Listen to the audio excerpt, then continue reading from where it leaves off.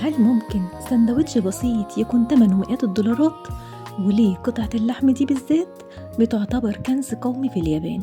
النهاردة في طبق وحكاية هنروح لبلد الشمس المشرقة عشان نعرف سر الواغيو كاتسو ساندو، الساندوتش اللي خلى مشاهير العالم يقفوا طوابير عشان يدوقوا قطمة واحدة منه بتدوب في البق زي الزبدة. الحكاية بتبدأ من كلمة واغيو، ودي معناها ببساطة البقر الياباني. بس الموضوع مش ببساطة الاسم، الأبقار دي بتتعامل معاملة الملوك، بيسمعوا موسيقى كلاسيك وبياخدوا مساج وبيعيشوا في أجواء من الرفاهية عشان اللحمة تطلع فيها عروق دهون مرمرية بتخليها تدوب بمجرد ما تلمس اللسان.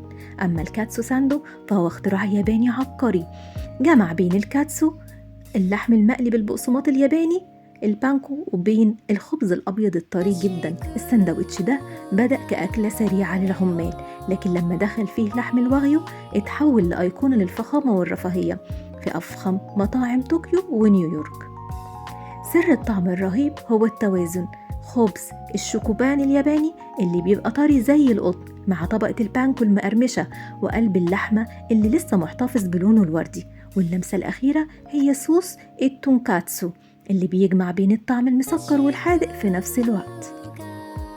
عشان تجربوا فخامة الساندويتش ده في البيت حتى لو بلحمة عادية، اللحمة لازم تقطعيها سميكة جدا حوالي 2-3 سنتي وتكون من عرق الفيليتو عشان تضمنوا الطراوة. التغليف بقى استخدمي بقسماط بانكو ياباني، ده اللي بيدي القرمشة الخفيفة اللي مش بتشرب زيت.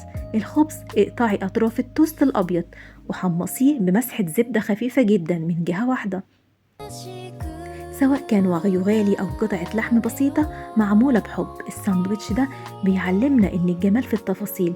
قولولي في التعليقات إيه أغلى أكلة جربتوها في حياتكم، وهل فعلا تستاهل تمنها؟ استنونا الحلقة الجاية وحكاية جديدة في طبق وحكاية.